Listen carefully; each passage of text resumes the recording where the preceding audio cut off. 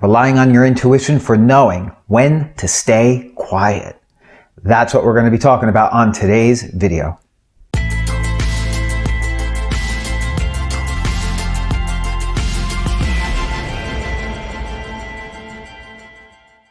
Hello, my name is Dom and I help people to step into their truth and power.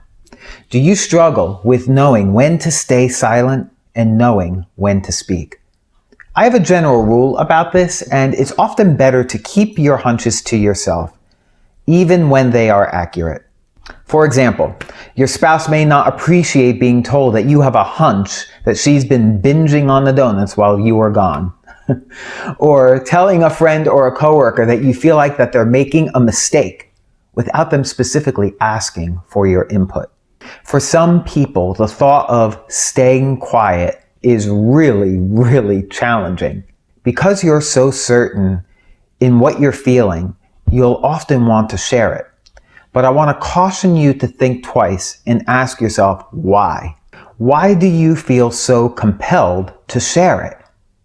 Is there something in your own ego, possibly, that is being fed by sharing it? This could be the needing to be right or the need to get the last word in on a conversation.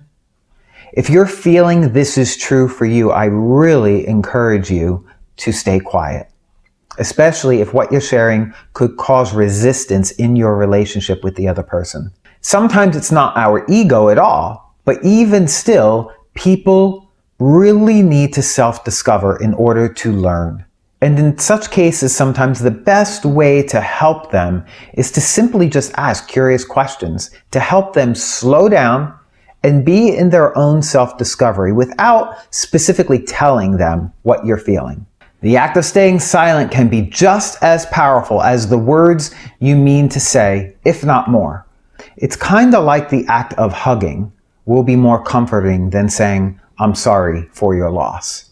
I'm sure you've even heard the saying, silence is golden. Sometimes our inner hunch wouldn't be all that nice to say if we were to say it. And when this comes up to you, this is where silence is truly golden. Sometimes silence is the best and most timely solution because the other person just is not in a position to hear what you have to say. They're not looking for you to solve or fix their problems. They just need someone to listen to them without sharing any judgments, thoughts, or feelings about it. Silence is also golden to keep us from engaging in what I call a fool's argument, as sometimes conflict, whether it's internal or external, can never be resolved between you. So it's best just to agree to disagree.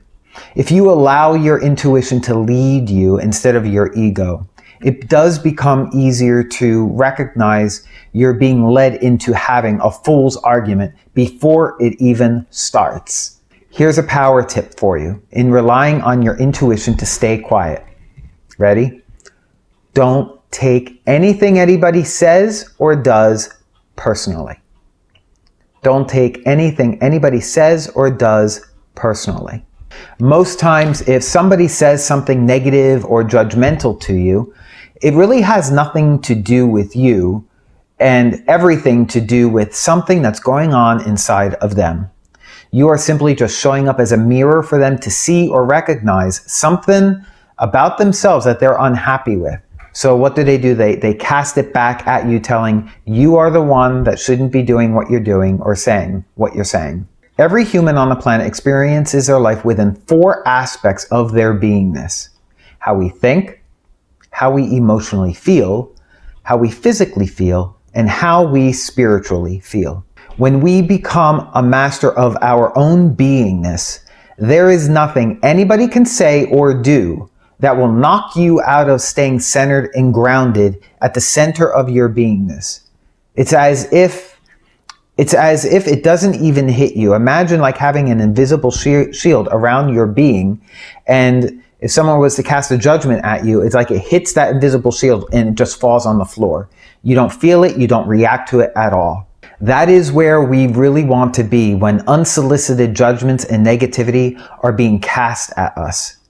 It takes great practice to be in that state of beingness. and to stay silent. It takes great, great practice to be in that beingness when our intuition is speaking to us and not to share everything that is coming up inside for us. But in being silent, we just don't give our power away. We get to hold on to it. We maintain our power. And so I'm curious, when your intuition is sharing something with you, do you find it easy to stay quiet about it? Or what golden nuggets of wisdom are you taking from this video? Please drop them in the comments below. I'd love to hear what is true for you. And if this video was helpful to you, please take a moment to pay it forward.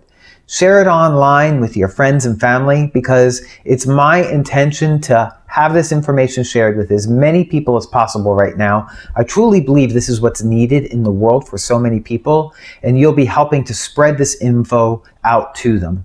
And lastly, please smash the subscribe button and bell below to receive my newest videos as I release them in the coming days and weeks.